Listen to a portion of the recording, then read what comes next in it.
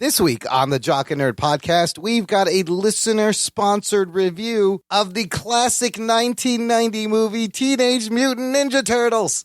Plus, the Venom sequel releases its first trailer. All the Spider-Man movies are coming to Disney+. This year's Golden Globes has been canceled. And how Marvel makes movies years before they even film anything. All that and more in this week's edition of the Jock and Nerd Weekly for Monday, May 10th, 2021. Yo, yo, yo, yo, yo, this is Rob Liefeld, creator of Deadpool, Cable, X-Force, Domino. You are listening to the Jock and Nerd podcast.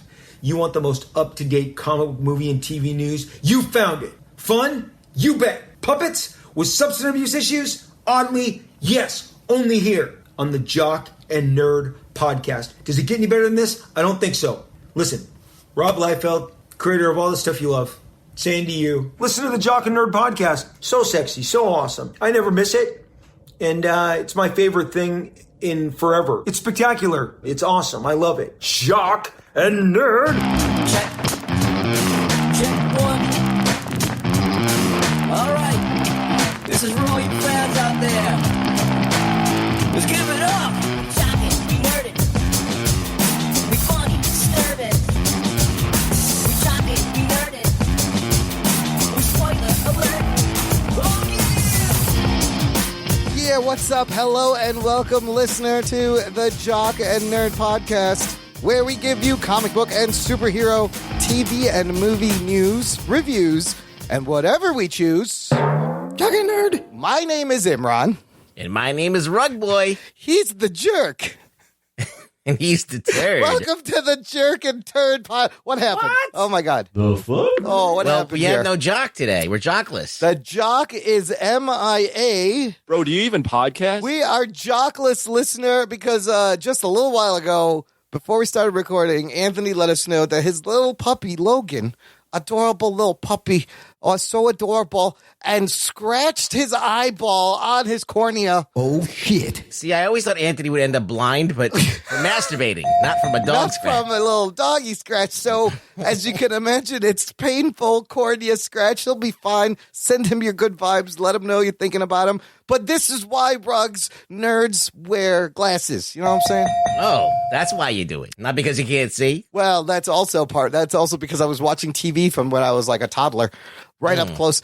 Listen, I got 7 foster puppies, and that made me think of, boy, I'm glad I have badass eyesight, because those little fuckers are going to be swiping at my eyeballs any day now. How does a dog step on your eye? I guess you have to be on the ground. Either if you're on the ground or you're holding it up and playing with it, and it's kind of You're doing like the circle of life from the Lion Yes, King. if you're doing Hakuna Matata, you could get a little swipe across the face. But yeah, if you're roughhousing on the ground, if you're roughhousing with this dog, they're going to get you. They're going to get you. Anthony, I hope you heal up, and maybe you'll wear a cool eye patch and make it trendy. Ooh, Nick right? Fury, Anthony. Listen, Anthony's rocking the business mullet and eye patch. That could be a new look. Evil Anthony. Evil Anthony, yes. Yeah. He's got plans to take over the world now. If Anthony could just grow a soul patch, we'd be, or a goatee, we'd be in business. We could write a movie. Okay, well, look, this roller coaster of a fucking podcast is going to go on. We're going to continue on, Rugs. We got some geek news to talk about. Let's get to it. The Jock and Nerd podcast. Oh, just today, Sony released their first trailer for the sequel to their 2018 Spider-Man-less Spider-Man character movie, Venom. Venom, Let There Be Carnage official trailer. This thing opens wide, only in theaters. They make sure to mention that. September 24th. This one directed by Andy Serkis, Geek Boner, of mocap fame, and written by Kelly Marcel, who she wrote on the first movie with like 3 or 4 other people. This one is just her, it seems. All Kelly, all Andy Serkis. Rugs, what'd you think? Floppy Jock. Geek Boner for this Venom sequel. I feel like I've seen this movie before, and it was called Venom 1. And it was called Venom. It was called Venom the First. What? Yes. I feel like it's exactly the same movie. Is that Except a bad thing? there's no origin necessarily? part. Yeah. I don't know. It just feels like more of the same. I don't know. I mean, are you a huge Carnage fan? Not really. It was he was cool when he first got introduced because he was just like crazy and a serial criminal and psychotic. He didn't know what he was going to do, but it's cartoony, over the top. I'll tell you what I like. I think I like that they are just digging into this. They're like, this is just going to be campy and goofy and silly. Like, so if you're going to do that, fucking dig into that. And it looks like, because of this opening where Venom is cooking Eddie Brock breakfast, and there's a sign on the wall that says rules, no eating people. It's so fucking goofy and campy and cartoony. Yeah. I don't know what the tone is. This is the tone? You like this tone? I don't know. I mean, like, as I said, I watched Venom once, and it was fine. I wasn't really impressed by it. I never felt the need to go back and revisit it. So this feels like the same to me. I guess they're leaning into like the comedy more, and you know how I feel about that. I always feel like sometimes it's a crutch. Yeah. I mean, these things are absurd, and it might be fun to observe some of that. But yeah, I mean, at the same time, it makes you introduces a lot of questions if you're trying to, because comedy, when you do comedy, like you break all rules. You can do whatever the fuck you want, but you can't ask questions. And I like to like ask questions. I like to challenge the movie, but like, so it's one of those things where I'm like, oh, you got me. I can't do it now. It's a comedy, you fuckers.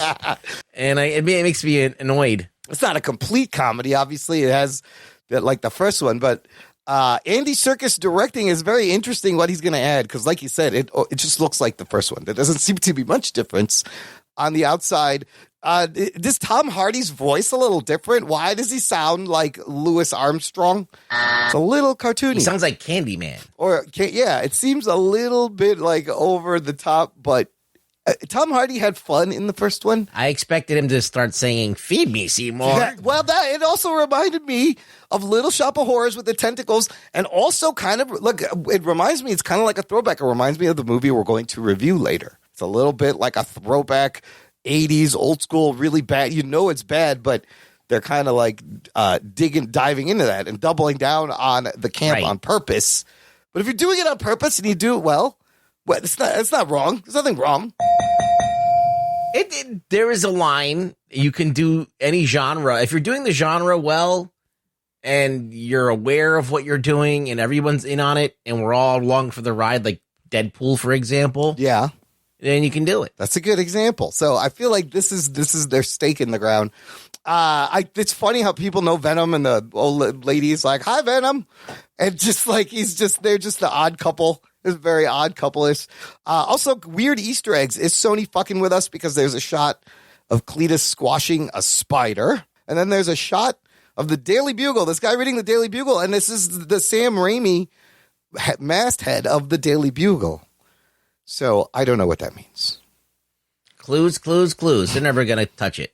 They're just going to dangle it for you to be like, "Ooh, Easter eggs." I do appreciate that Woody Harrelson's not wearing that ridiculous wig. I think they ditched the stupid wig. Really? Is it different? I couldn't tell. That wig was like long and curly, and like it was. He's got like a short. He looked like Bozo the Clown. Yeah, it still looks bad. But Ruggs, you get a look at Carnage. At the end. What did you think of our first look at Carnage? I mean, it looks kind of like Carnage, but like I never was really impressed with Carnage ever in the first place. So, I mean, I like the fact that he was a psychopath, but I mean, we can make weapons with his tendrils. The tendrils could be cool, but it does kind of look like all the other generic symbiotes, and it's just red. Yeah, I mean, what happened is, okay, so when Venom came out, Venom was just Spider-Man with teeth. That's it, really. And then Carnage came out, and Carnage was like all the shit you can do with the symbiote. And now, like, all the symbiotes do the same shit. So it's like, what's that different? You know, like, they all make shit. They all can make whatever shit that they want. You got this one's making breakfast. You know, like, it's like kind of. So, yeah, so it kind of. Like, even in Spider-Man 3, the symbiote didn't do anything besides be his costume, so. Well, the beauty was these symbiotes never tripped Peter Parker's spider sense, and that was huge. Nothing else did that. But in these movies, there's no fucking Spider-Man, so you can't really do anything. And also, I think we're going to see, you got a quick first look at Shriek, Naomi Harris, and I think this other symbiote Toxin is going to be in it also. I don't know. This looks horrible, obviously. It looks bad. It looks campy, but I'm kind of in. I'm kind of in if they're going to lean into the camp and the badness. You're going to be into whatever it is because you love all this shit. I mean, like, I'm going to watch it and I'm going to probably, like, you know, enjoy it in the moment and then never watch it again. Let there be carnage. Let there be garbage, maybe. More like it. No, I don't know. I feel like, look, it looks like if you like the other Venom, you're probably going to get more of the same in this one. So if you like the last one, you're probably going to like this one. Just give me a moment like Tom Hardy sitting in the fucking tank eating lobster. Like, the whole movie should be like that. Just dive into that. I'm sure he's going to be eating all kinds of weird things in this. September 24th, only in theaters, Sony says. So they're not streaming this thing anywhere immediately. Listener, let us know what you thought of this trailer. Join the conversation. We have a fun Facebook group. It's called Jock and Nerd Nation. It's closed, exclusive, just for you listening right now. We're all in there. We can hang out. You can meet us. It's a lot of fun. Other bits of Sony's Spider-Man-less Marvel Universe. Jared Leto's Morbius. Remember we saw that trailer? That also had a picture of Sam Raimi's Spider-Man on the poster on the wall. What the fuck is going on here? Oh, shit.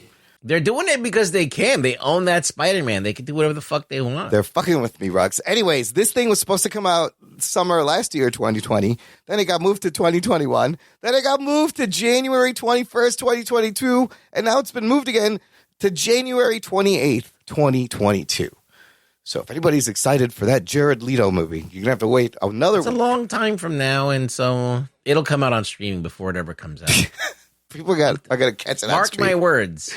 Maybe whatever happens in Spider-Man No Way Home, if some of these other universes are involved, will clear some of this up. Like, why is Sony fucking with this? Speaking of Sony and Spider-Man, though, Ruggs, all of Spider-Man's movies, and I mean all of the Spider-Man movies, can finally come to Disney Plus. Geek boner. You know, we discussed a few weeks ago, they made a deal with Netflix. So the order of things was going to be in the theaters, then streaming on Netflix pay one window, right? Then Sony turns around and makes another multi-year agreement for the next pay window with Disney Plus.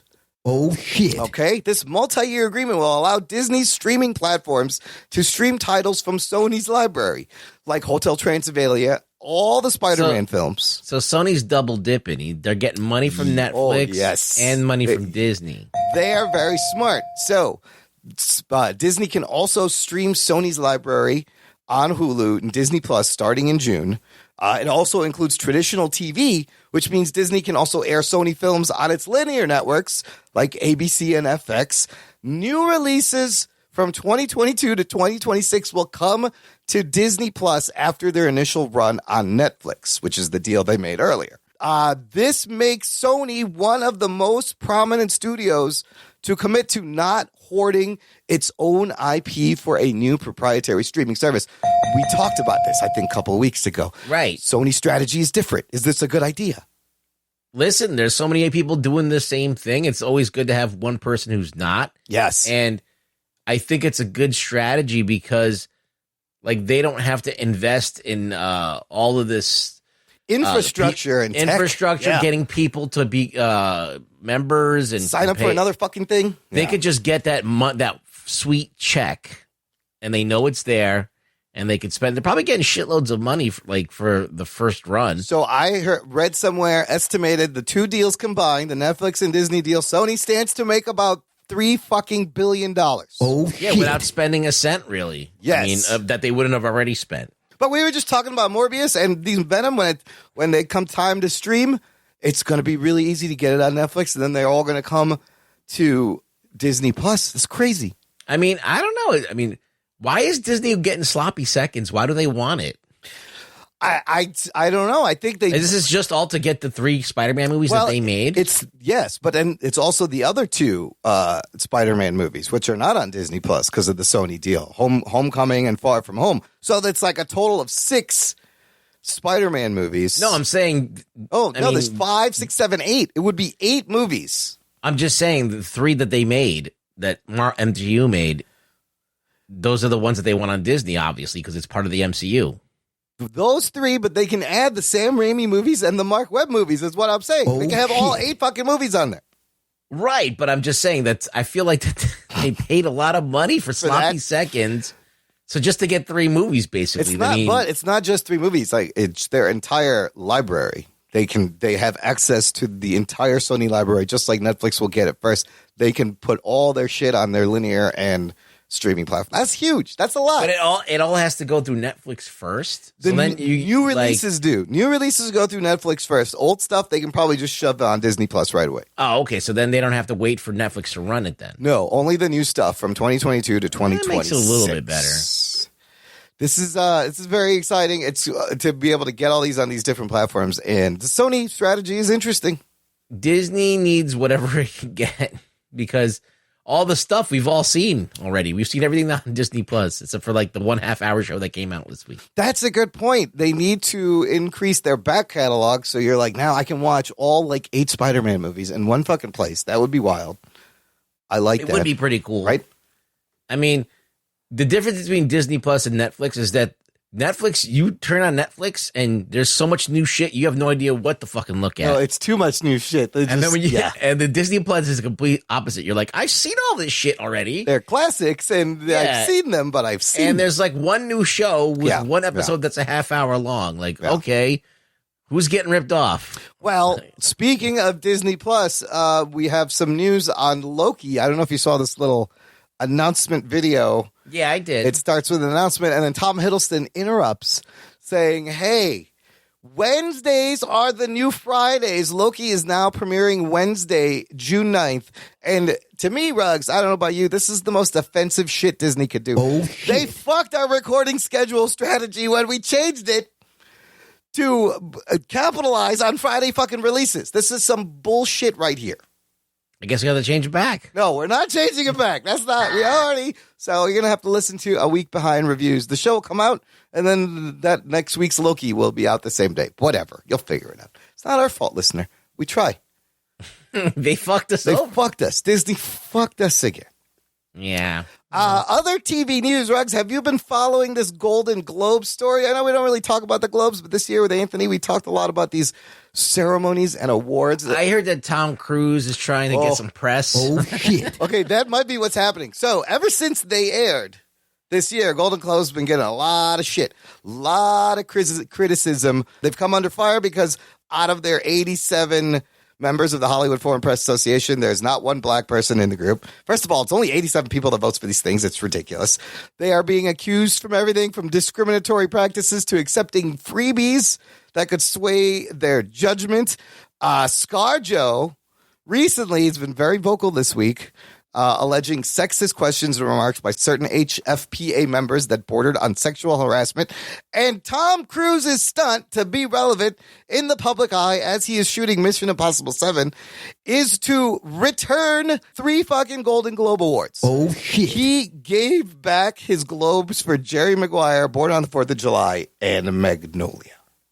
Now, on top of all that, today they just announced they are canceling the Golden Globes for 2022. Oh, shit. It's not happening. Maybe it comes back 2023. The Globes are kind of a joke anyway, Ruggs. Any comment on this? This is kind of crazy. I don't know. I mean, look, people are demanding stuff, and I guess they got to get their shit together and answer some of these demands if they want to stay relevant, and if they don't want to, they could say fuck you and this is how it works, and they can do that too. So I don't know. It's a weird precarious position when you have something, and then like you have something the way it works and the way it's always been done, and then people like all of a sudden want to be like, hey, well, we're not gonna watch this shit because you're not including a bunch of people, and you're like, all right, well, they got to do something about that. And if they don't, then I can understand people being pissed off. So they were doing something. There was a vote to reform, to widen its membership. Apparently, not enough for NBC. But like I guess. the question that I have, and this is the thing that I'm just curious about. I don't know for sure. I'm just asking a question. The Hollywood Foreign Press, right? They're at these. Is that like a does that mean anything? Is that like, are they actually people working in Hollywood Foreign Press, or is it just like a name that an umbrella and there's people members and who knows how they get to be members? Oh, it is confusing. So, according to Wikipedia, Hollywood Foreign Press is a nonprofit organization of journalists, photographers who report on the entertainment industry activity and interest in the U.S. for so media. like basically, it's a volunteer, right? It's a nonprofit, 90 members from 55 countries. So, like, is there a bunch of people that are trying to become members of the Hollywood Foreign How do you Press that are become a member? keeping out? That is a good question. Because that's the question that I ask is like, are they seriously going, listen, we don't want any people that are not old white people to be part of this organization. And if they're doing that, then that's wrong. But if it's just like, hey, no one's applying or no one's in this, no one's part of this organization, and then it's just who it is, what it is, then I think that's a different story. But I don't know. I don't really know anything about it. Wow, So. it's weird. Requirements for active membership include primary residence in Southern California. You have to live there, and you have to prove that you write stuff and submit clips to remain active. Yeah, I don't know. The clubs are a joke. They've been a joke all the time. So I just wonder if there's a conspiracy at play here, or is it's just really weird. Like I'm an old person. yeah. Are you? And I just can't fathom just get in a room with other people and go, we got to keep these people out. Right. Oh, like, I'm like, does that really happen? I'm like, and we're talking about California. I can understand if this was in fucking Arkansas or some shit, like, oh, you're not going to get in our club. This is this is Southern California. I mean, that's a good point. It's like, was this done intentionally or did it just happen? I just don't know. I mean, I don't know. So we'll see if anybody picks up the globes. Maybe another network is like, you know what? We'll show it.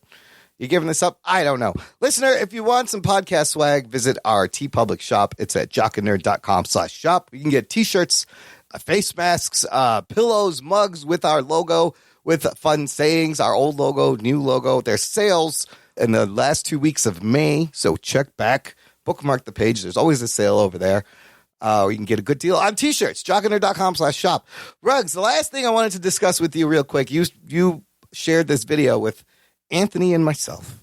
right. Very interesting video from Movies Insider. The title, How Marvel Actually Makes Movies Years Before Filming. Oh, shit. A lot of interesting things. Can you tell us a little bit about what this video is about?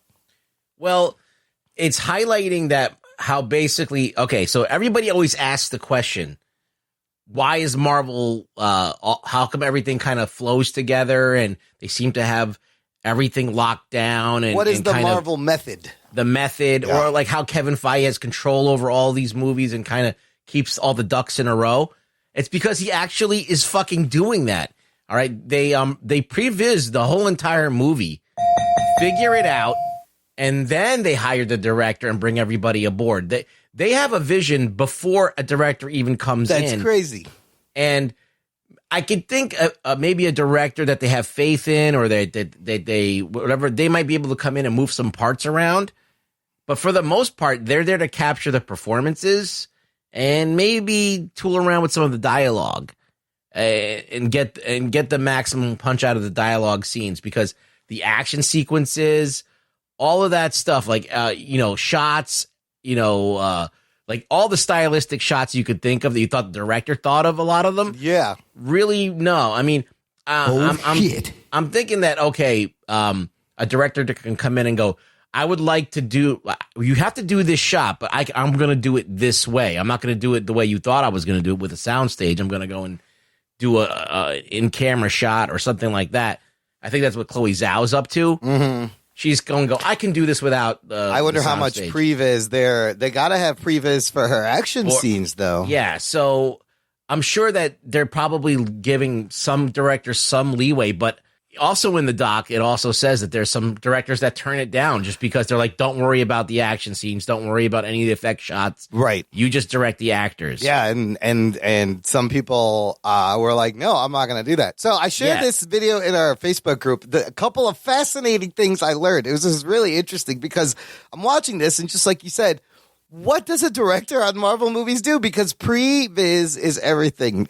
The huge scenes they pre-vized for like Endgame, it looks the Russo brothers followed the exact previs, right? Not only the action scenes, though. This is what surprised me. They will previs emotional scenes, comedic moments. They previs just the drama and the dialogue scenes.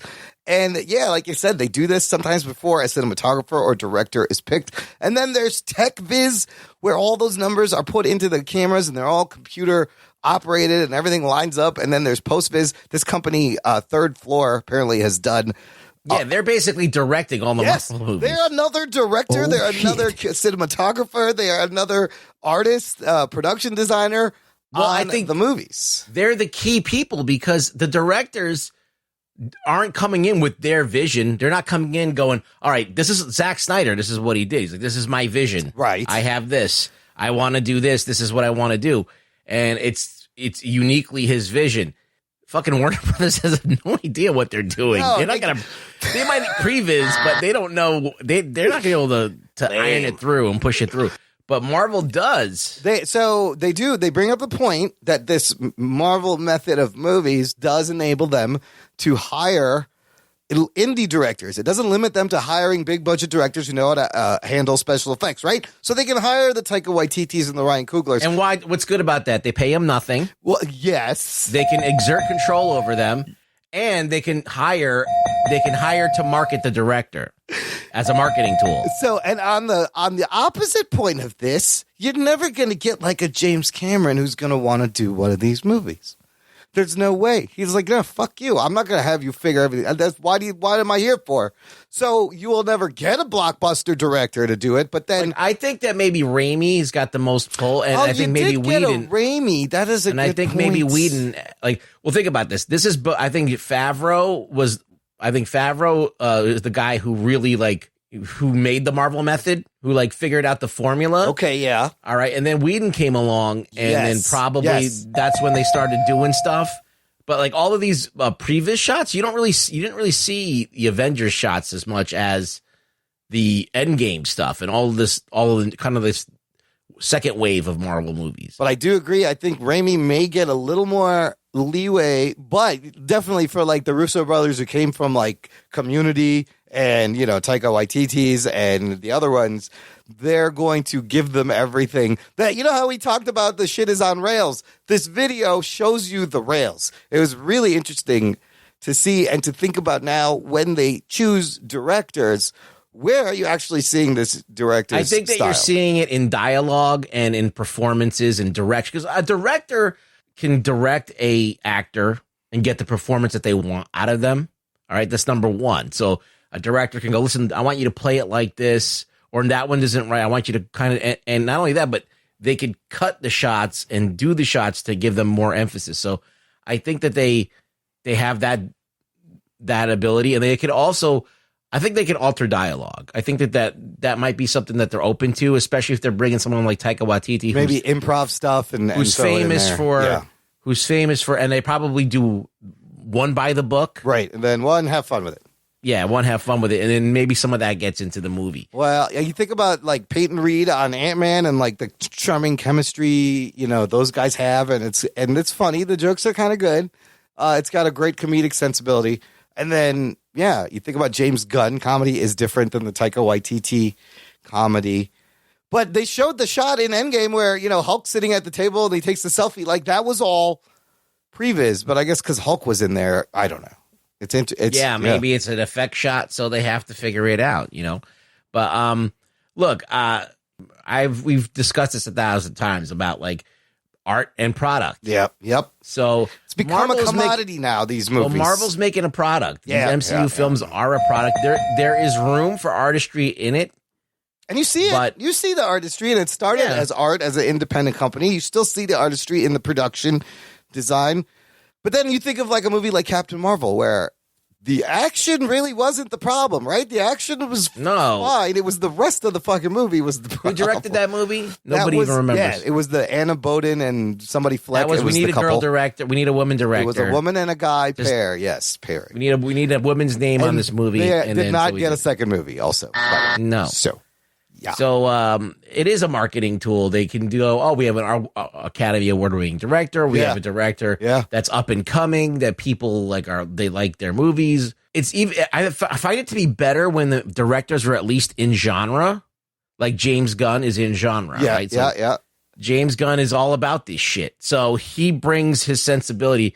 Like when you have somebody directing Captain Marvel that doesn't really, have their movies are not really action movies or not really genre films, and you kind of can feel like, oh, this is not really clicking. But at the same time, Black Panther is very much kind of a Ryan Coogler movie. Thor Ragnarok, very much type is of it white really? TT. How much is that? How much do you know that is previs or not? It's probably you don't a lot. know. No, a lot of that I'm sure was fucking. And previs. that is the problem. I don't know when the previs ends Right. and the director begins. Yeah. Like, Wow. at what point? A director's job is to be there to get the shots, to get the performances, and to do that. But like, if the director shows up and the shot's already set up for them, and all they have to do is say action and cut, I like this shot. This one's better. Let's do it like this. I think that the directors are maybe doing, instead of 100% of the vision, or which is probably never, but like unless they're doing their own, like Chloe Zhao's Nomadland, that was her movie, right? She that was all of her decision making, her focus. Yep. She pushed for all of it, whatever. I think in this situation, the best you could hope for is maybe getting 30 or 40% of what you want. You're probably right. I think this formula also leads to, like Gerald Morris always says, this Marvel fatigue, right? Because it tends to get a little formulaic, which is why occasionally when something like this fucking goofy Venom, Let There Be Carnage comes along, you're like, oh shit, this is fun in an old school silly way, and it's, possibly unexpected, and it's going to be bad, but it's going to be different. So I like having both things. Yeah, I mean, one of the things I think is funny, though, is that you hear, like, when they announced Doctor Strange. Right. Before they even hired the director, they started telling you it was going to be like this weird, wacky movie or whatever. It really wasn't that wacky or that weird. It had a couple of trippy shots, and that was it. Yeah. So we go into these things thinking that I think that they have it all figured out, the exact tone before they go in, because they're talking a lot about, like, they know exactly what the movie's going to be before it's made. Years before it's made. So I can't imagine all the shit he's got mapped out for the next 6 years. Good stuff. Check out the video listener link in the show notes. Let us know what you think. Yeah, I think it's fascinating, and it's good to know while watching these movies. Let's take a quick break here, play some promos. We're going to come back and reminisce about one of the best pop culture franchises from our childhood, Rugs, right after this. After these messages, we'll be right back.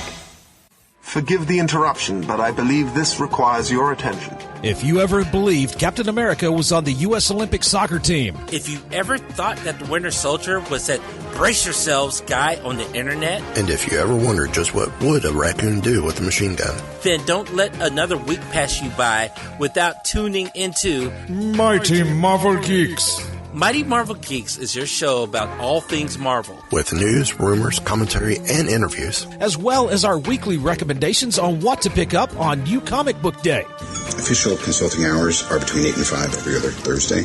That's Mighty Marvel Geeks on WeebieGeeks.net, iTunes, Stitcher, Google Play, and anywhere else you listen to podcasts.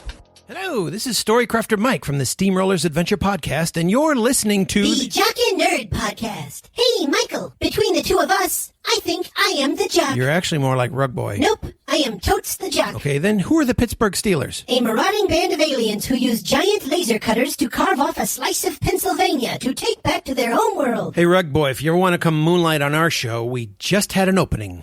What? Jock and Nerd. Oh, that's Anthony's voice. We miss you, Anthony. Listener, if you've been enjoying the show, sign up for our fan club. Visit jockandnerd.com/Patreon.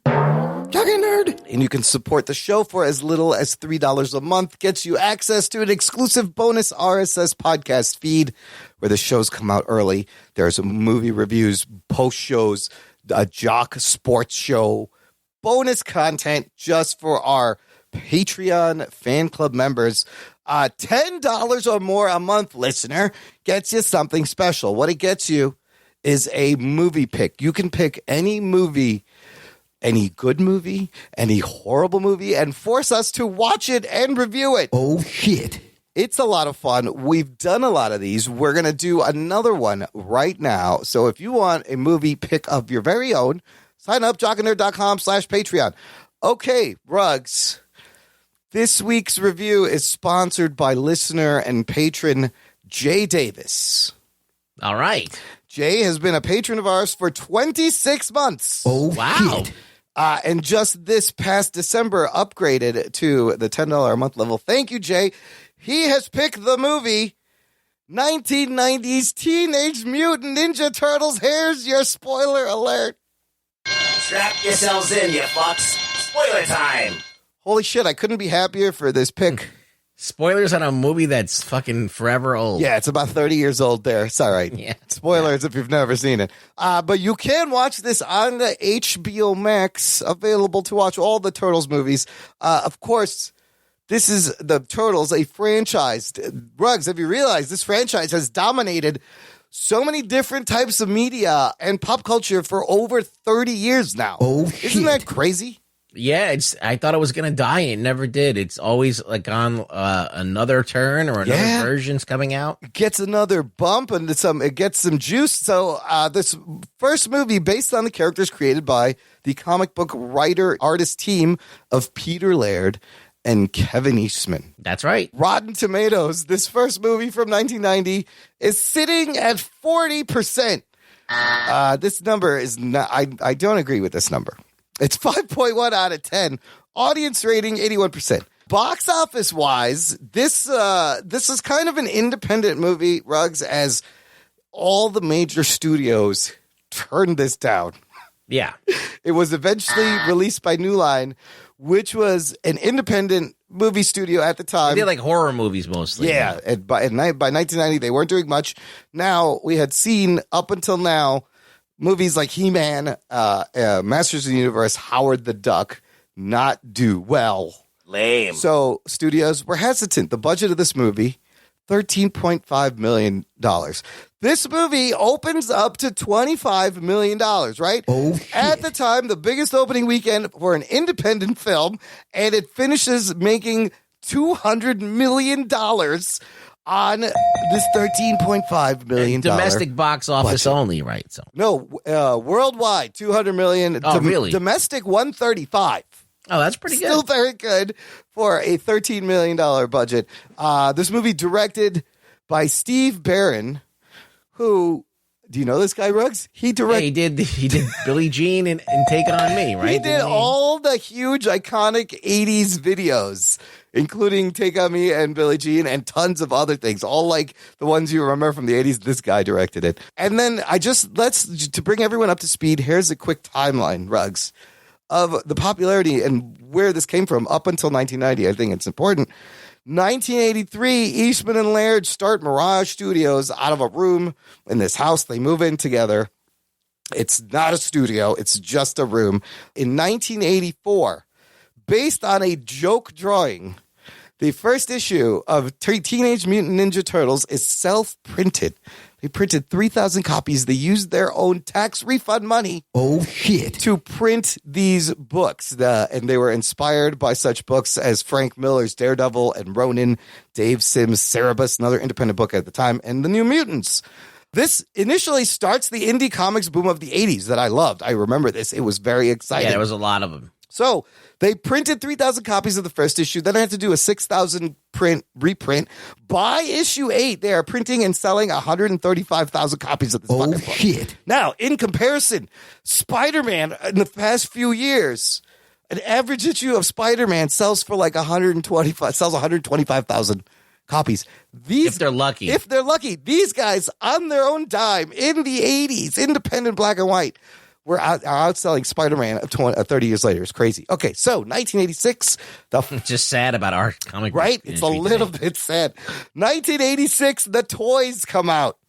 And it reaches another height of pop culture fandom. 1987, of course, the first cartoon animated series that added them pretty much into pop culture, added the pizza, added the colored bandanas, the cowabunga shit. This fucking show, I used to watch this. I loved it. It ran from 1987 to 1996. Oh, shit. 1989, the NES video game comes out and the arcade game comes out, both of which I remember vividly and both of which I loved and I had. Yeah, and it just continued. And then we hit 1990, where I feel like by the time this movie came out, Ruggs, the hype, they had peaked. They were ubiquitous. Like, it was almost coming off of that first peak. There was like a stage show after this. Yes, after this movie, they went on and they sang songs. They were a band. It was like a live action show. The shit went crazy. So, Ruggs, they friggin' milked it for everything it was worth. So, first of all, tell me your history with the Turtles, because I discovered them before they got big. I remember the black and white comics. I fucking loved them. I remember finding out the toys were coming out. I'm like 14 in 1990 when this movie comes out. I bought the toys. I love the cartoon, even though they fucking made it kiddie. And I was all in, and it was a gritty ninja comic book that was fucking dope. How old are you in 7th grade? Are you like 11 or something? Yeah. No, you're like 12, 13. All right. So in 7th grade? I would say like 11 or 12. Maybe you're 11 or 12. Okay, you're right. Okay, 11. so 11 or 12 in 7th grade or something like that. I'm not sure. There was a comic book store not too far from where I lived, and I could ride my bike there. And I would go and buy comics, and they were pretty big into indies. And the Ninja Turtles collected editions had just come out. So they had to add those initial print runs of like the singles. Yeah. And like, not everything comes out in trade paperback like immediately now, but then, it had to be out for a while before they would put the trade paperback out. And the first trade paperbacks with color covers came out. And I remember, I got to fucking buy these. Yeah. So, the next time I had like birthday money or whatever, I went and I fucking bought them. And I read them and I was like, oh, this shit is fucking badass. Like the drawings were really weird and it looked like very indie. Like it wasn't like this clean, pristine. It didn't look like it was made for kids at all. No, it wasn't for kids. It was violent and there was like blood and stuff. Big boobs dark everywhere. Yeah, there's big boobs. And, of course, they didn't have colored bandanas and you just had none of that shit. It was they were like real ninjas and you just knew them by their weapon that they had. Yeah. And then I heard that this show was coming on. I was like, oh, they're going to do this on TV. I'm like, what's it going to be like? It's like every single time that they make a cartoon out of like anything that was on Image Comics or anything like that was like always bad. Yeah. Or anything but at this time this is before any of that. This is before all that. So this is still the 80s when everything is to sell toys, obviously, Cartoons are to sell toys.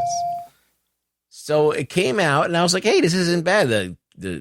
It's catchy. And April O'Neil, they upgraded April O'Neil because she looked like really weird in the comic. Yeah, she did. And now she's in a yellow jumpsuit. Listen, the theme song is iconic. Everybody remembers the theme song. The animation to the opening of the cartoon was really good.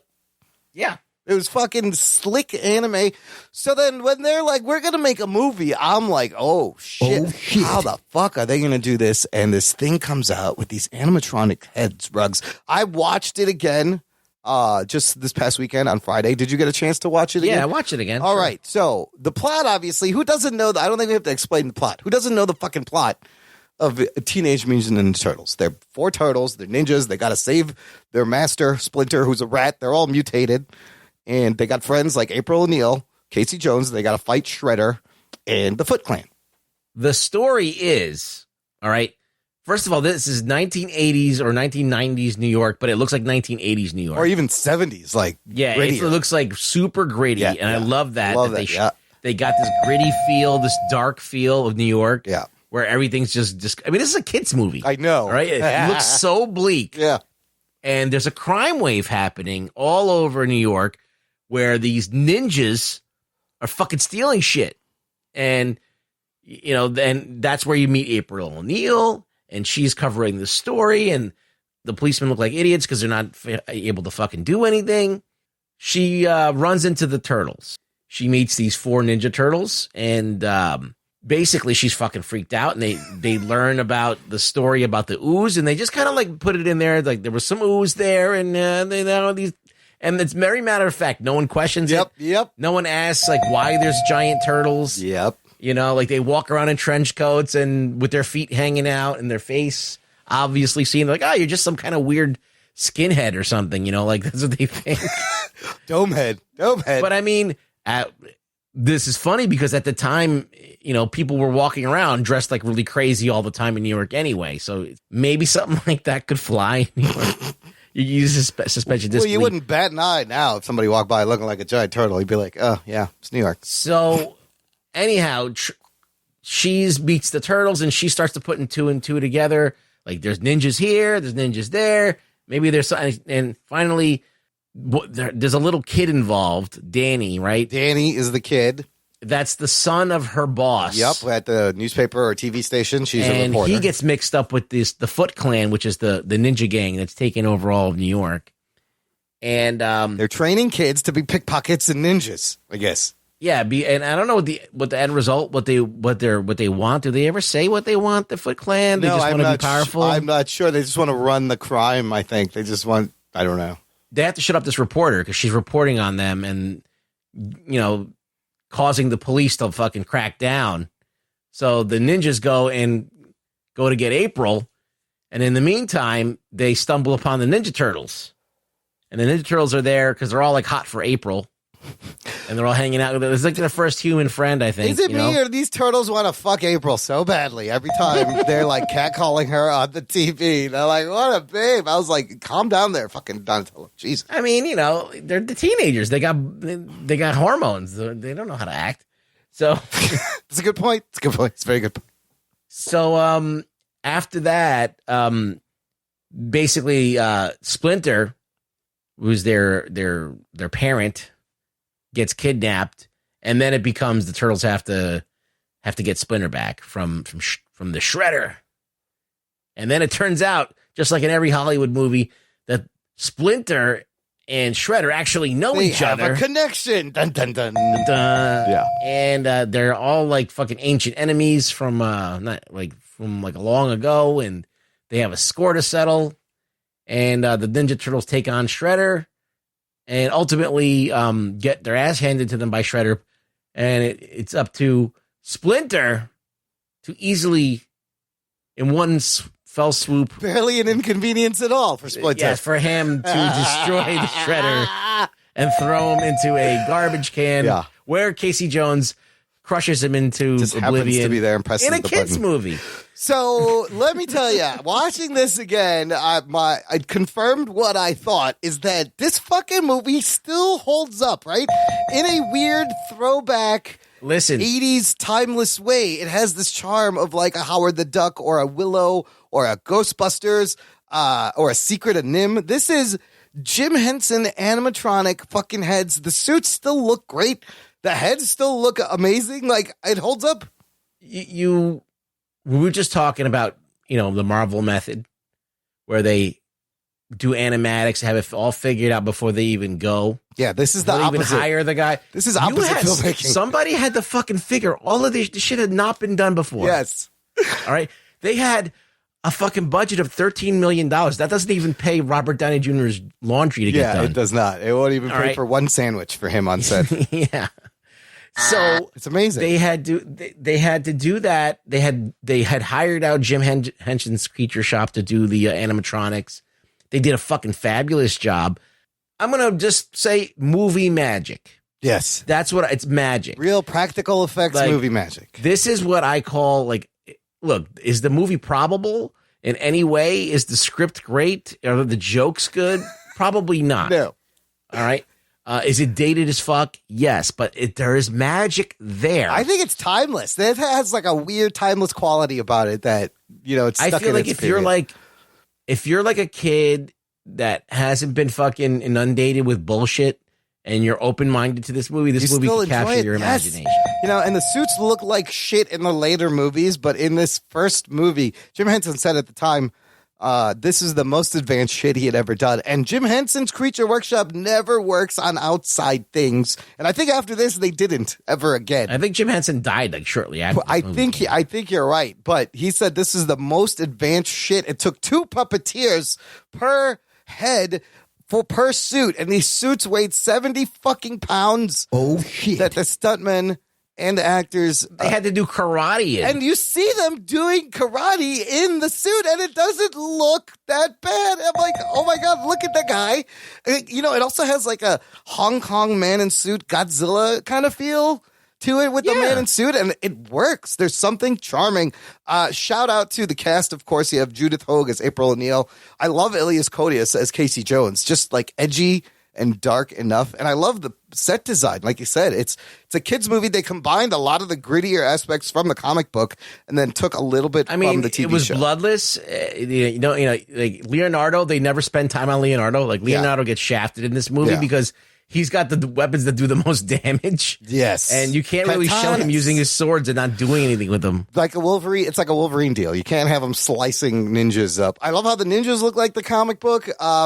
So as far as the Four Turtles, here's a case of you have a guy in suit, you have a stuntman for the same character, and then you have the voice for the same character, right? So David Foreman played Leonardo. Brian Tochi did the voice of Leonardo. Leif Tilden plays Donatello. Corey Feldman, which is why this movie is an awesome, 80s movie. You have fucking Corey Feldman doing the voice of Donatello. Corey. You got a Corey, and it's perfect.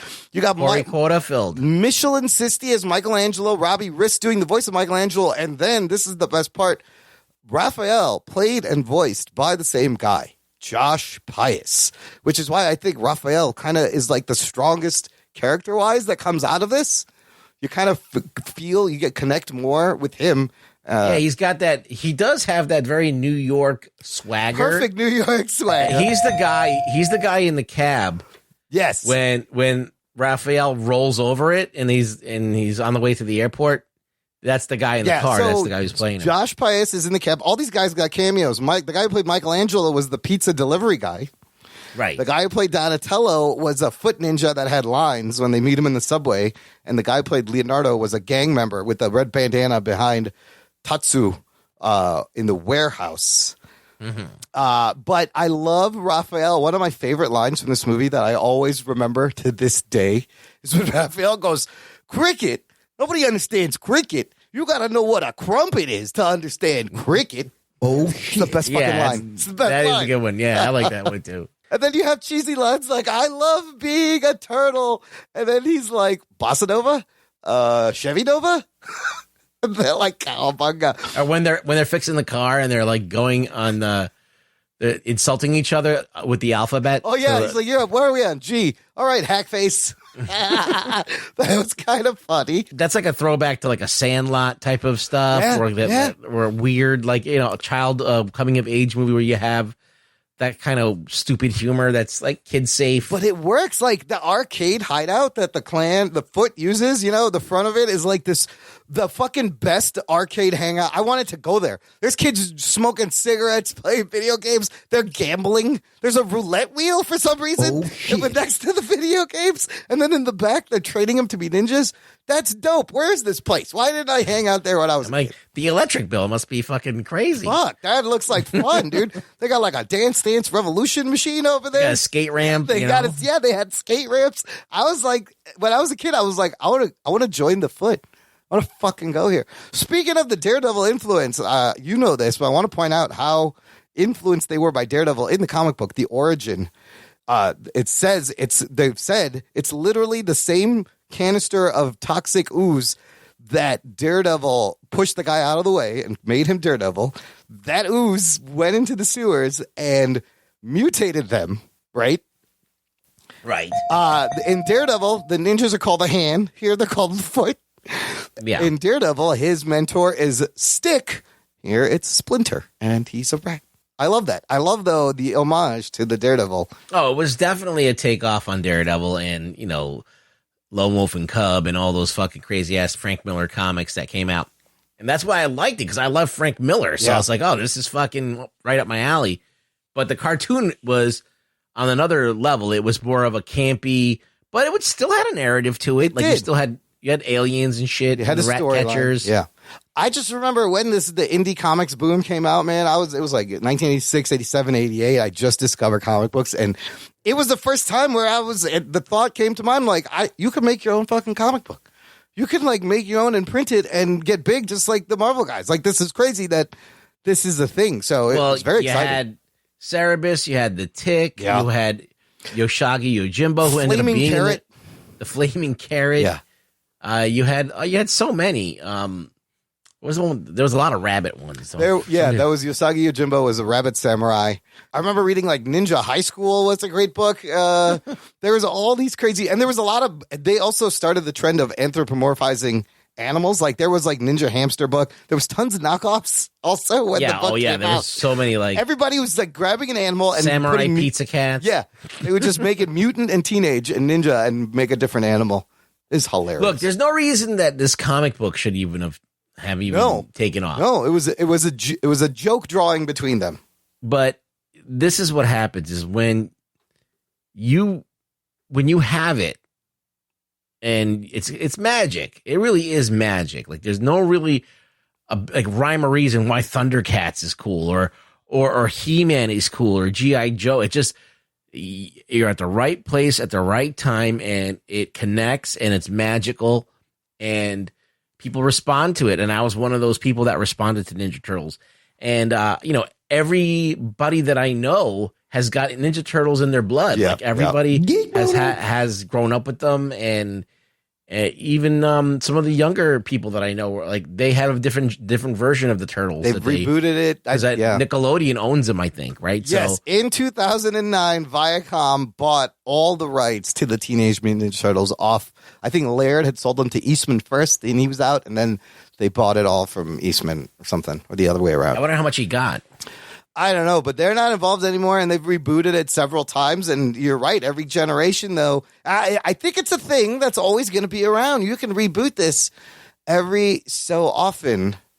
A couple of other behind-the-scenes stuff. The stuntmen said they lost 20 pounds wearing these suits. In fact, one of them got ill, and Ernie Reyes Jr. Remember Ernie Reyes Jr.? Yes, of course. He came in to substitute. I loved Ernie Reyes Jr. He was on that show, and he was like a little kid, karate kid.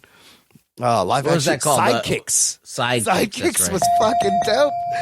Yeah, these suits were insane. I like how they changed April O'Neil's yellow jumpsuit to like a yellow raincoat because the jumpsuit in live action probably doesn't look that good. I don't know. Was the cartoon out? The cartoon was out, right? The cartoon was out a few years earlier. It was in the peak when this came out. There's a couple of errors, too. You can see the moment in April's apartment where Leo and Raphael are arguing. There's a shot where you see a dude with a red hat crouched behind the table. I think it's a crewman, but he's clearly trying to hide, and he's not doing a good job of fucking hiding. And then occasionally you see like the shells are rubbery and the swords are rubbery, and it's fun. Like it adds to like the realness and the camp and the charm. Well, at that time, think about it. Now we can look back at, but that's about as good as it was going to get at the time. That was amazing for the time. You're like, I can't believe they can do these animatronic expressions on these heads. Did you notice the creepiest part though? The part where Raphael's in the bathtub at the end and he wakes up and they come back and Donatello's there and he opens his mouth really wide and laughs and you see the fucking guy's eyes through his mouth. It's very creepy. I did not catch that, but I'm going to do that. Oh my God, it's scary. They opened his mouth too, and he tilts his head back, and you see like the dude in there. It's weird. But so they can see out the mouth is basically what you're saying. Yeah, that's where. I mean, they had to time everything with these puppeteers. Like, how do you fucking do karate when you can barely see? I don't know. The stuntmen suits were a little bit lighter, but they were still heavy. But I don't know. They were doing legit roundhouse kicks and flips and like dancing and a lot of crazy moves in these suits. It was very impressive. You don't do stuff like this anymore. You don't see it. They just don't. They don't need to. But I mean, it's just crazy that it happened, and this is one of those examples that when you ask, like, animatronics, how far can you go with them? And you could literally have 4 turtles talking and emoting, and there's times where they're crying, and they're upset that Splinter's dead, and then there's times that they're laughing, and there's times where they're lots of range of emotions. And they really, is it the most like realistic way of doing it? No, but it works in its own way. I mean, I think around the same time, Little Shop of Horrors came out. Oh, yeah. What year was that? And the plant was really well done, too. And so I think that you have 2 great examples of what you can do with puppeteering.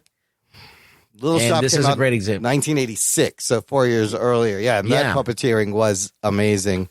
I mean, the guy playing Raphael, Josh Pais, who did the body and the voice, he also had a little bit of claustrophobia, and he said he used that in the character, which is, who did you Who was your favorite in the movie?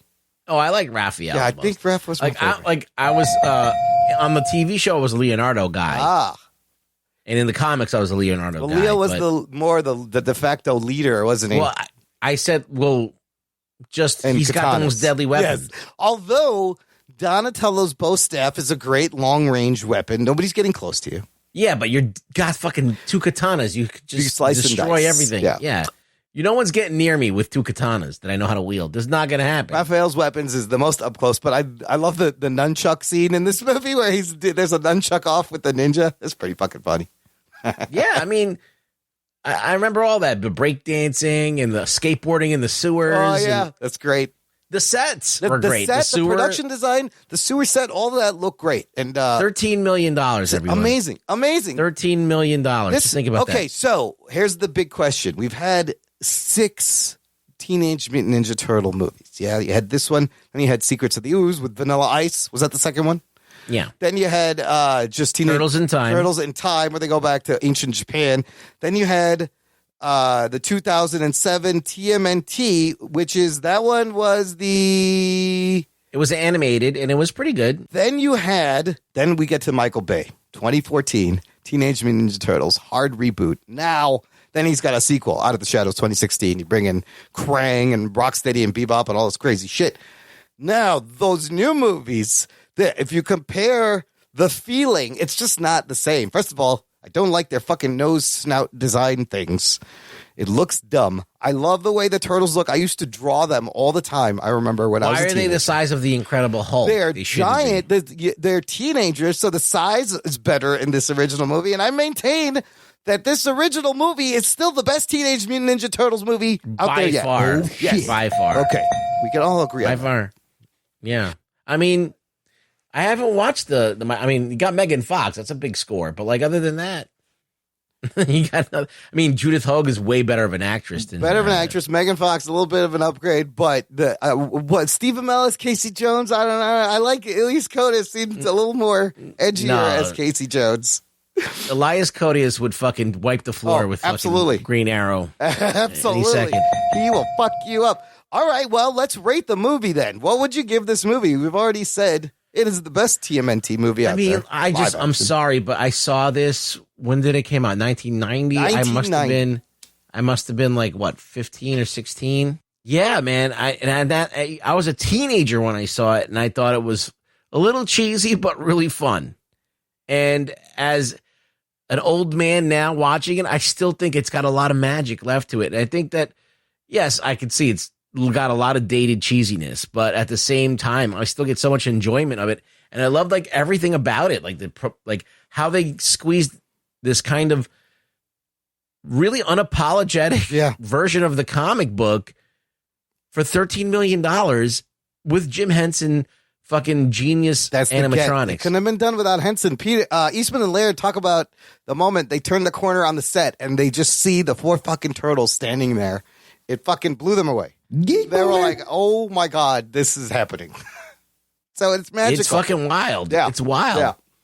I mean, there is some karate in there. It's not the greatest, but it's pretty good. For a kid's movie. I mean, think about this. This is a kid's movie. I mean, it's got some stuff for adults in there too. It's not all kiddie, but it straddles the line. It's the 80s. The 80s movies, the kids' movies were not that kiddie. Right. And things would happen. You'd kill the bad guy. I missed that. Yes, you would.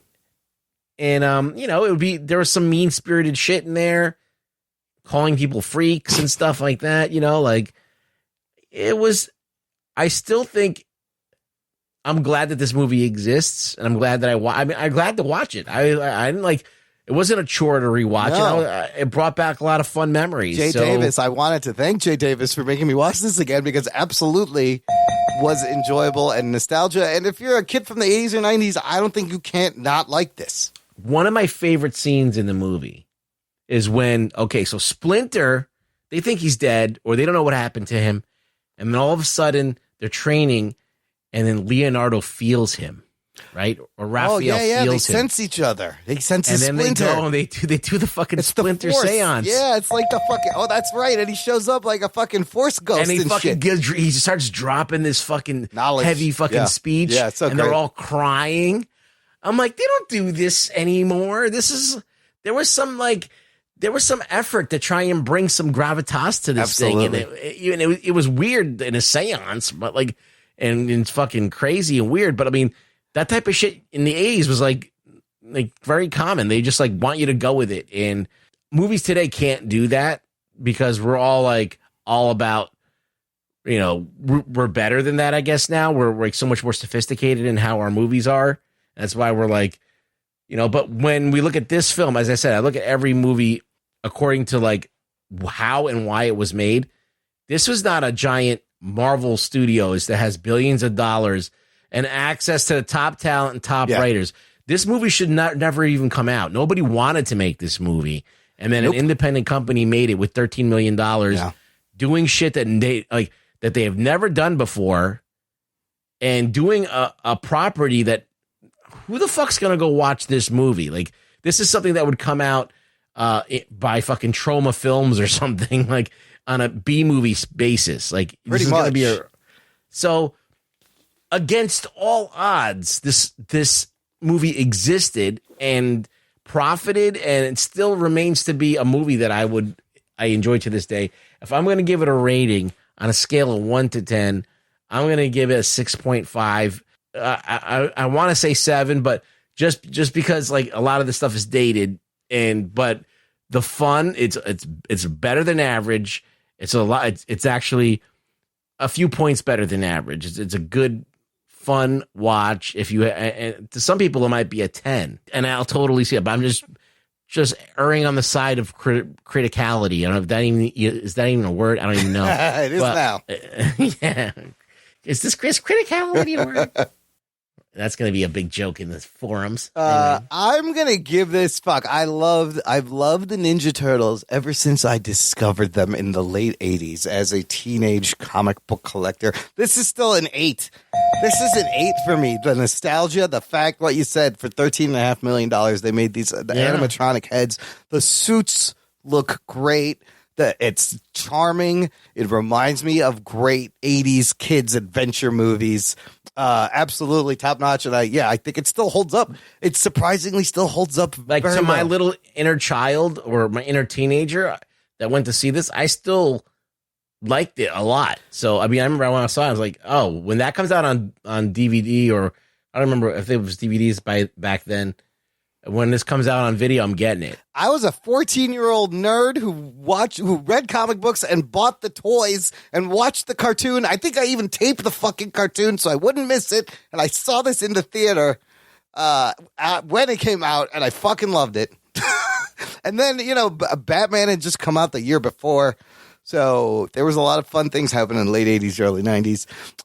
Here's the future, Ruggs. I think we talked about this a while ago, but the next thing planned in June of last year, they announced that they're going to be rebooting the Turtles with a CG animated film with Seth Rogen, Evan Goldberg producing. It will be directed by the Mitchells versus the Machines co-director, Jeff Rowe. So it's going to be choppy. So, yeah, it's good. If it's Sony's making it, I wonder if Sony's going to make it. With a script by Neighbors co-screenwriter Brendan O'Brien, and Nickelodeon president has described the project as next level reinvention of the property. And I think, they introduce like different turtles in the newer one. I think this thing like a girl turtle. There's a girl that was wearing pink. Yeah. There's a girl turtle. I think this IP can live on for a long, long, long time. I mean, they introduced the girl turtle in the cartoon back in the 80s, right? So at some point, I think so. Towards Aphrodite or something like that. Yeah, towards the end of the series. But man, that show ran forever. Good stuff. Jay Davis, thank you for your patronage. Thanks for this movie pick. Thanks for taking me back. I still have the toys. I have the original toys in my mom's house. I was going to bust them out. I wonder if they're worth anything. Still have I got turtle toys around here somewhere. Remember the video game? Remember the NES game? It was frustratingly hard at times. I remember the arcade game. Arcade with the 4-up. You could play whatever turtle you wanted. It was fucking fantastic. Drop in. That was a good time. I mean, a good time. That TMNT movie that came out, that CG, wasn't bad. That one's pretty good. I like that one. 2007. I didn't like the whole like wacky bad guys. I don't even They were remember kind of- the bad guys, but Yeah, they were so like boilerplate, like they weren't like special at all. I remember that they looked cool and the animation was pretty slick and it was kind of a little edgier. Yeah, I like the whole brother versus brother story. Yeah. It was good. Good stuff. Okay, let's do some news from the nation. It's time for news from the nation. It's time for news from the nation.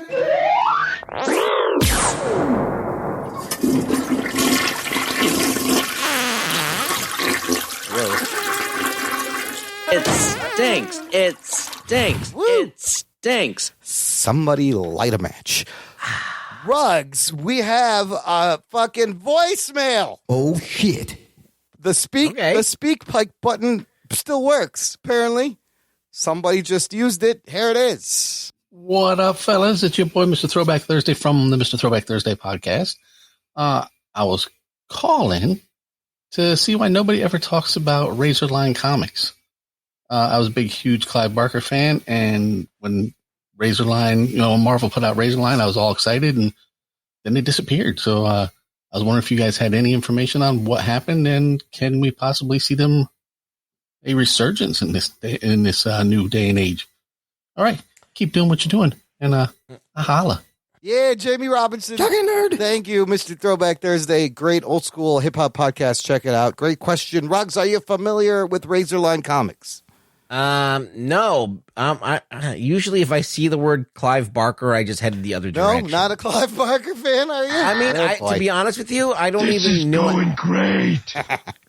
To be honest, I don't know really anything that he's done. Like, I mean, I know of his films, and I just haven't seen them. I just know that he did Nightbreed and shit like that. Well, it's starting with horror novels, Right. of course, right? And then plays and other things. Yeah, horror. I mean, why fans, do you think that no one's talking about Nightbreed now and all of his? It's a good question. Horror fans do love the Clive Barker. So for those who don't know, this was an imprint under Marvel Comics, Razorline. It ran from 1993 to 1995. Not very long at all. Created by filmmaker and horror fantasy novelist Clive Barker. And these characters existed in another Earth outside the mainstream Earth 616 in the Marvel Universe. There was 4 interrelated titles, and these all lasted about 9 or 10 issues. This thing didn't last long, yeah? One was called Ecto Kid, which was first written by James Robinson and then written by Lana Wachowski. Ruggs wrote Ecto Kid. This was his, Ecto Kid. Yeah, so this was his teenage superhero version. Then there was Hokum and Hex, which was kind of his Doctor Strange type book. Then there was Hyperkind, which was his more superhero comic. And then Saint Sinner was just some weird thing that he had. So anyways, these 4 things. The problem with this was the timing. Because if you notice these years, 1993 to 1995, what was happening in comics those years, Rex? The Rob Liefeld exodus of Image. The oversaturation of variant covers and die cuts and the printing of millions of comics. This is when Spider-Man had 75 fucking titles, and they were all about clones. Yeah. So the industry was super saturated with shit nobody wanted, and I feel like the Razorline imprint got buried before it even had a chance to gain an audience, I mean, I do recognize some of these titles, but I don't ever recall reading them. So for Jamie, I don't think it's coming back. However, I found an article from last October. Clive Barker revealed that Ecto Kid is being developed into a TV series. Geek boner. So you might see Ecto Kid come back up. Ecto Kid is about this dude, Dexter Mungo. He's a teenager. He's able to interact with dangerous alternate dimension known as the Ectosphere due to the fact that his father is a ghost and his mother is immortal. Oh, so this lady fucked a ghost and had a half-ghost kid, and his name is Ecto Kid, which ran for 9 issues and then was canceled. Would you read Ecto Kid? I don't know. I am kind of interested in how you fuck a ghost, though. If you actually tell me, you know, now that shit. you think about it, how did this happen? But it is Clive Barker. So I don't know. We may see ghosts fucking on our TV screen in the near future, Mr. Throwback Thursday. I hope that answers your question. Thank you for the voicemail. Next comment is about our last episode, Rugs. We reviewed Invincible. Paul Gunter said, another great episode. The only reason I watched Invincible and Resident Alien is because of the buzz you all gave, and I'm very glad I did. What a fantastic journey in the show. Thank you all. Talking nerd. I love when we all go on these journeys together, Rugs. Isn't that fun? Yeah, what platform is Resident Alien on again? Resident Alien is on Sci-Fi. The whole first season is out. It is fucking charming. Alan Tudyk pretending to be an alien, pretending to be an Earthling. It's great. I gotta watch that. It's great. It's got the opening credits has a great little gag every episode where, you know, like the pamphlets in the airplanes on what you do if there's an emergency or whatever. There's little infogram drawings. Right. The opening of the show, every episode, there's little drawings about how to be human, and it shows him what not to do. Like, don't eat people, but shake their hands in drawings, and they're different every episode. It's really clever. That's cute. Yeah, it's very cute, very good first season. And, of course, you know what we thought about Invincible. So I'm glad everyone enjoyed that journey. Daryl K's comment will take us into what are we watching, Rugs. Here's the big one. Daryl K says, has anyone started watching Jupiter's Legacy on Netflix? Because, oof, it is not good. Lame. Yeah, so let's just slide into what are we watching. Rugs, I've watched the first 6 episodes of Jupiter's Legacy. You? I watched the whole thing. Oh, shit. Okay, so here's what we're going to do. I don't think Anthony is watching this. On Rotten Tomatoes right now, it's 34%, 74% audience score. And I haven't seen the last 2 episodes. I'm going to finish it out without spoiling the end. I think we just reviewed this thing right here, right now, Rugs. I know you have a lot of thoughts, and we could get this out. I won't spoil the end for you. Okay, don't spoil the end. Let's just get this out, and we can move on with our lives, because I don't know how many people are going to watch this. Spoiler alert. I mean, according to what I'm seeing, Mark Miller posting on Twitter, like everybody in the entire universe is watching. It's number 1 in every country. Big facts. That's big facts. No cap right there. Right, exactly. Oh, shit. So it could be Mark hyperbole. Miller? Is it? I don't know. I don't see any buzz on it on our feed, except for this one question that we had. People don't seem to like it. So you read the comic books and you've watched the whole 8 episode first season. Okay, so let me just knock a few things out, and then we can talk about it in detail. Jupiter's Legacy came out like a few years ago, and that tells the story of the what's the name of the fucking group again? They are called the Union. The Union. And so the Union of Justice or whatever. The Utopian is the main guy, yeah. So the Union of Justice, like the Hall of Justice, is like the Justice League. Right. And it's these 6 or 7 people that have powers just like the Justice League. And there's a Superman, except all of them are kind of like Superman, except they all have a specialty. Uh-huh. All right. So Utopian can fire beams out of his head, and you have one guy that can fly and has super strength, but he also has mind control. Brainwave. Then you have another guy that is all that and has like technokinesis. Okay. He can control objects, and he can make things out of objects. You got someone who can run fast, and then you got one of them that knows if you're lying, which is like the Wonder Woman character. Okay. All right. So they're all these people who got their powers like when no one had powers. Like back, it happened in the 1920s or after the stock market crash. Right. And this guy kind of has these visions of this island, and he's being called to this island. So all of his friends think he's crazy. He's this like rich guy who lost all of his money in the stock market, and he goes to this island, and he's chosen and given these powers. Anyhow, and all of the people that he brought with him are also chosen, and they all get powers. And for a while, they're like superheroes, and they have this code that they don't kill anybody, and that they don't get involved in governing because they're all powerful. Like they can literally take over the world, and they have to make a point not to do that. You cut to the future, and they've been alive for like 100 years, or like 90 years They or something aged like that. slowly. Once they got the powers, they started aging. Yeah, they started slower. aging very slowly. Okay. So anyway, they're like 90 years old after that, and they have kids, and a lot of these superheroes have kids now, and for some reason, there's people with powers everywhere. And I think that in the show, they show like, did you get to this part yet? I got to episode. I watched up to episode 6. Where they got the powers or no?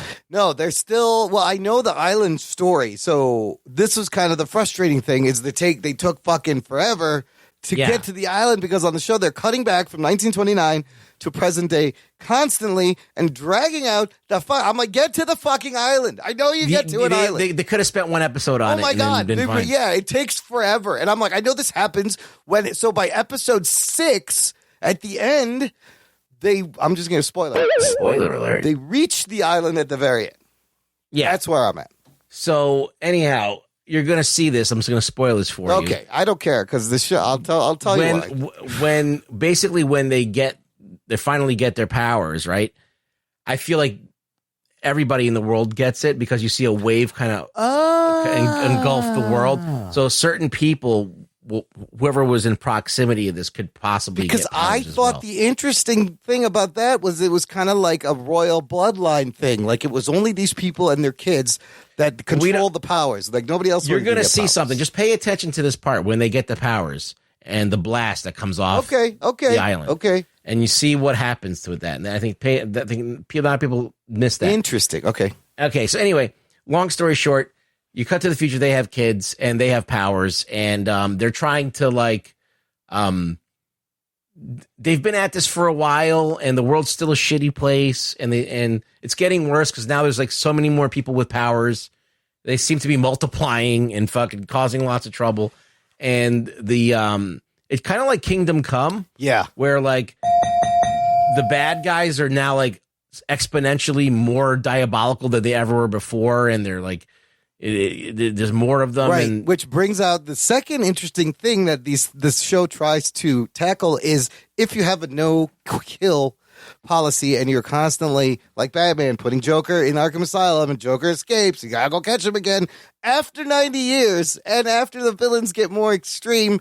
Do you still need to stick to this code? What What is gonna happen? So that in itself, that's the crux of this show. But the show doesn't seem to know what it's about a little bit. No. Okay. Now telling you anyway, Jupiter's Legacy is the story of the kids, right? So that comic came out first, and then they did Jupiter's Circle, which tells you all of the backstory of, because like basically the way Jupiter's Legacy starts out in the comics is you see them get their powers. They go to the island, they get their powers, and then they jump to the future where they have kids. Okay. Oh. You never see them be superheroes. Mark Millar moves things a lot quicker in his books. That makes sense. Yeah. So and all of a sudden it's about the kids. Okay. And they're talking about how their parents are these perfect like examples of heroism. They could never live up to it and blah, blah, blah. And then they go and they do Jupiter's Circle, which is the story of the Union, the Union of Justice or whatever. And how they really weren't perfect, and they were flawed, and whatever, and they did make mistakes and shit like that. I started reading this, but Frank Quietly takes so long to finish pages that I lost interest and didn't continue reading it because I didn't know when the next fucking book was coming out. Okay, yeah, you had to wait forever, and now there's another part to this that still hasn't come out yet. And Mark Millar says he's going to release it soon. So okay, so that's the setup, Ruggs. Big question: what'd you think of the show, and why is it bad? Okay, so I'm sitting there. I'm like, I'm all in on this because I like Jupiter's Legacy. I like that. It's like Kingdom Come. It explores different things. It moves really quickly, and Jupiter's Legacy has some fucking amazing fight sequences in it. Like in the comics. Really? In the comics. Yeah, Frank Quietly, like the way he draws people getting their ass kicked is amazing. Yeah, you see a little bit of that in this, not much. Now, this show is terrible in comparison. Like it doesn't exceed your expectations. In fact, what it does is it changes the story from the comics and makes it to spread it out more. Decompresses it. Yeah, basically in the comics, you have this the kids and the problem daddy issues and stuff like that, but they manifest in a completely different way. For example, Paragon, all right, which is the Utopian's kid. Yes. In this, he's like a kid that wants to please his dad that can never measure up to his dad. And but he's trying to be a hero, and he makes a couple of mistakes. In the comic, he doesn't even wear a costume. He doesn't go by the name Paragon. Wow. He doesn't give a shit about anything. In fact, he hates his dad and never wants to speak to him. Well, that's the daughter in the show, Chloe. And the daughter's even worse. The daughter's the same. They both hate their parents. So he can't get any respect from his kids, the Utopian, after all this time. And then what happens is having those two kids being so hateful towards their father accelerates the plot faster in Mark Millar's comic. And so in this, they kind of switch the character, so he wants to please his dad. So now it's going to take him a long time to start hating his dad. He's like, they planted the seed, but now you see that he's getting frustrated with his father as the show goes on, right? Yeah. So, and he's having daddy issues. Well, he got grounded and he was told to stay put on the farm. Right. Yeah. So basically what they're doing is they're denying some major stuff that's supposed to happen to propel the story. Way too much. They slowed this down way too much. So they pump the brakes on it to let it, like, it's kind of weird because Mark Millar's books are way too quick. All right.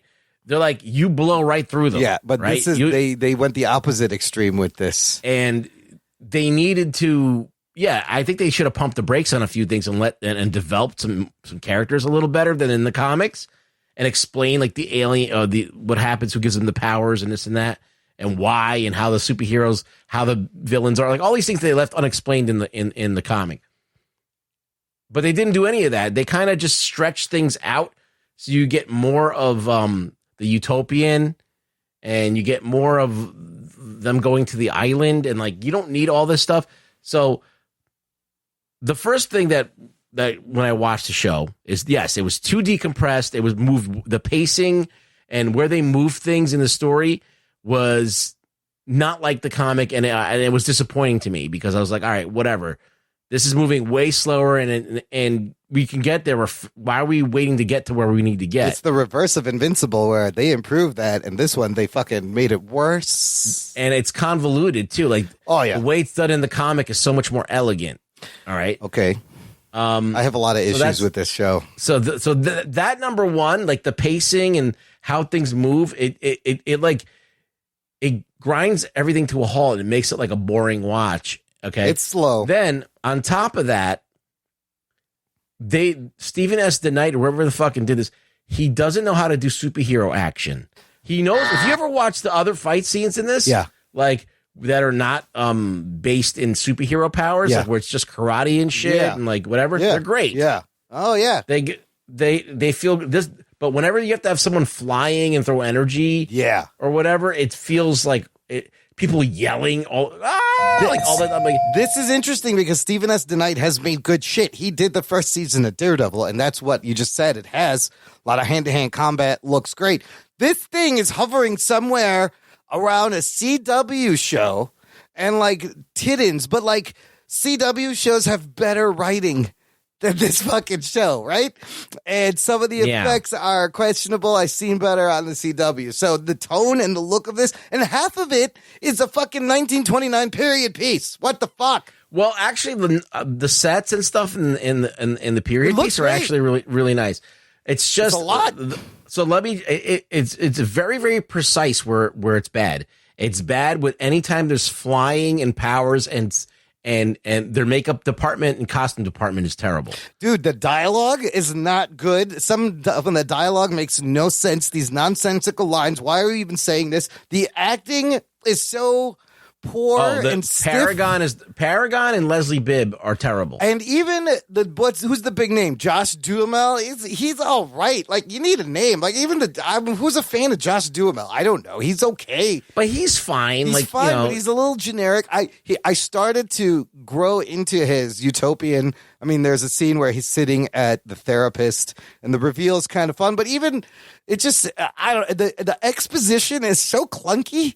and so heavy-handed, and I'm like, get to the fucking island already. Okay, in the comic, the main character is the guy with the mohawk. Oh, which is what's his name's kid, and who killed who went rogue or went bad, right? Yes, and Samson's daughter are the two stars of the comic. Oh, all right, they're getting there, but it took them all the first season to get there. Chloe is just like not a likable person, and exactly, and she's annoying. Like her acting is annoying. I don't like it. See, and that's the thing. Now you've had a whole season. See, like what happens is in the comic, she's annoying, and then something happens, and then she becomes not annoying. And they're gonna get to that. Do they eventually. explain the blue fucking drug? Like she steals this blue crystal drug, and I'm like, what is this? What are you doing? What is it? No one knows. I don't think. I don't think it's ever gonna get to it. So I don't know. It's like it's a colossal blunder. I'm intrigued by the Mohawk guy who's got that thing that can transport him everywhere. Like the tech, he's the tech guy. That's kind of cool. Yeah. So they're like the kind of it's just they bungled this so bad. So basically, fuck that show. It's a very big disappointment. Now I'm gonna watch it as long as it's on because I'm curious to see what they do with it. And it wasn't like beyond watching. It was like it's a little bit of a grind, but you know, there's times where I was like, oh, let me see what that next episode Leslie does. Bibb, yeah, some of her acting's really bad. It's so clunky. Why do you think she's not in anything? Because she's not good. And it's her, like they don't even age her up really, and I'm like, you look exactly the same as you did 90 years ago. No, the worst actor, white hair. They have this woman. Do you remember in the fight? Where it's just all she does is scream. Yeah. Oh yeah. Not Leslie Bibb. Yeah. It's the one with the braids. Yes. She doesn't do anything but go. Ah! Yeah, and it knocks everyone back. I'm like, who thought that was good? You know, it's not the actress's fault. No. I guess they let her do that. The director should know. Like, no, that does not look good. You know, and there's like a big dramatic moment at the end of the episode with the Utopian's kid and Black Star and a big mystery. And here's the thing: is we've just seen all this stuff done a million times better in Invincible and The Boys, and this isn't adding anything new, really, except for the discussion of like, should you kill if you're a superhero, and when do you start killing? Yeah, I mean, and even that is it's unfortunate that it came out when all the other better stuff's already out. Yeah. And this is bad for Mark Miller. This is really bad it is because bad, but he has so much shit that they can just be like, okay, you know what? Fuck it. Let's move on to the next thing. Maybe it's better. I don't think they care.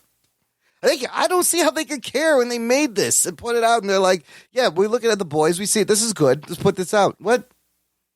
Well, I think that there's something to it, but it's the brother thing. It's the brother thing. It's that actor who plays the brother, Ben Daniels, Brainwave. He's good. Yeah, he makes the whole show. He's like the only one. He's kind of like Xavier and Magneto, like put together. He's killing it right in that show. Yeah, and he's really good. And the guy with the mohawk's pretty good too. He's not bad. I like his character, so I'm interested to see the last two episodes. But essentially, Ruggs, for the listener, this is a hard pass. I think.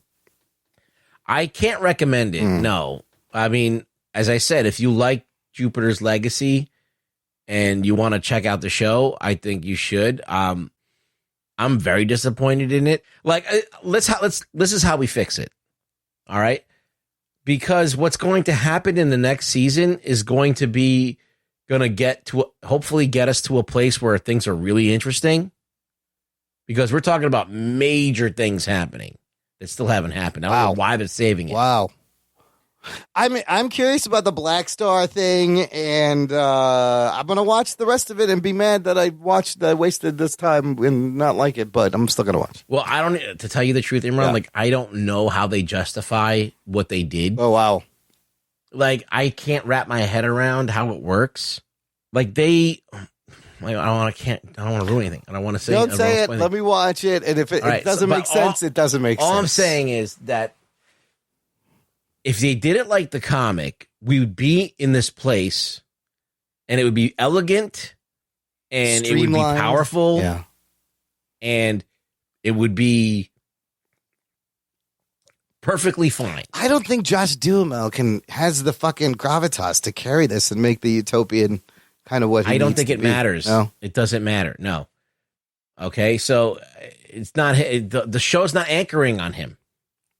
All right, he's there now. That's true. So it needs better kids then. Yeah, because it's not about them. It's about what happens in the future.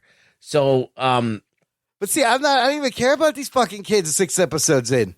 That's what's bad about it. You're supposed to be on the kid's side. You're supposed to be like, oh, okay, this is all fucked up. We don't know what's up from down and all this stuff. I mean, we're not there. Yeah, I don't care. All we're at the end of this is like, you see this kind of like villain monologue. Yeah. And you're like, oh, this is what's going on the whole time. This makes no fucking sense. Nice. Why would you do it this way? It's so stupid. Oh, I can't wait to get to that. All right, we'll discuss this more later next week when I watch it. Yeah, I would say don't watch it unless you want to support Mark Miller and make sure that he, he's already... They're all in. They're going to make more of his things. It doesn't matter if this thing does well is the thing. It's Netflix. They'll... I mean, look, I just want to say that you can do better. Like, hire better actors. Yes. Hire better stunt coordinators for these things. Get rid of whoever's doing the makeup right now and the effects because they're terrible. Yeah. And look at the fucking comics and make the action scenes look like that. I mean, I've heard better dialogue on fucking The Flash. I mean, there's a fucking fight scene that in the fucking comics that is just fucking brutal. Yeah. And you could only do it in animation. You could never do it. That's why the Invincible season finale worked. Yeah. There's no way you could have done that live action. The subway scene in that episode, how are you doing that live action? There's no way. There's no way. Okay, let's talk about some good shit. Ruggs, I checked out the first 2 episodes of Snoop Dogg's new Star Wars show on Disney+. It's called Bad Biatch. Oh, shit. Oh. You know how long I've been waiting to do that, Joe? Need more funny. Bad Biatch. No, Bad Batch on Disney+. About defective...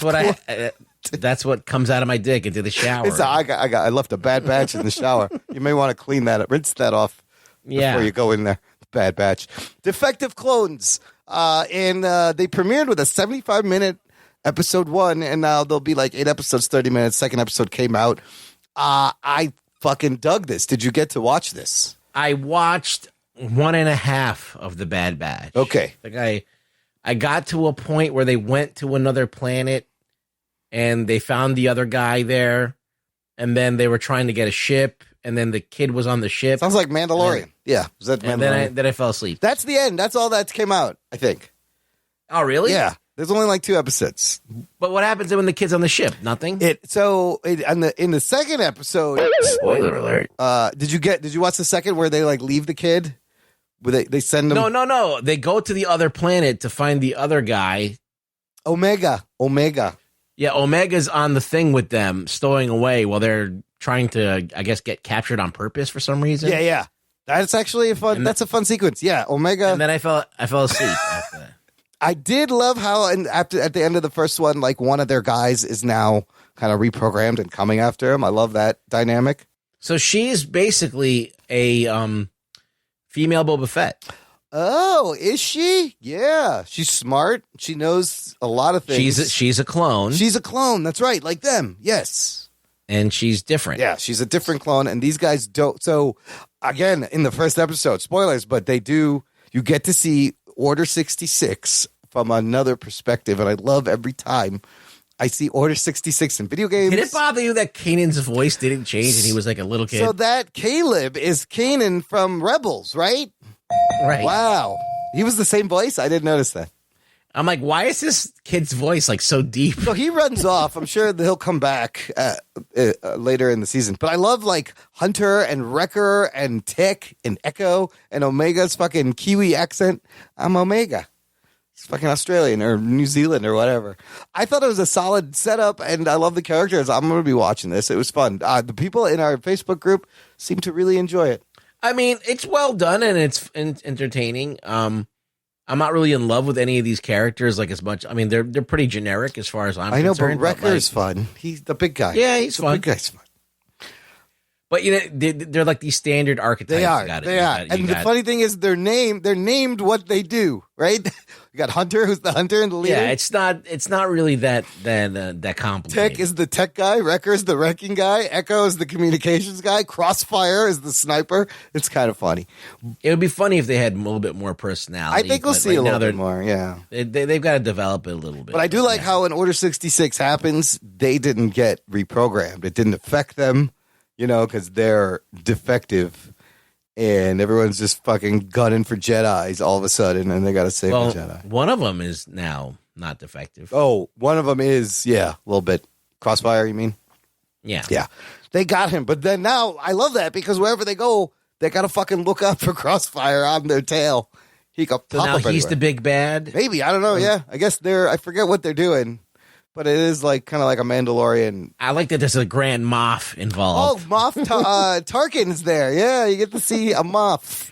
I just like saying Grand Moff Tarkin is in it. Maybe, I don't know. The other Moff Rugboy. Moff Rugboy. Grand Moff Rugboy.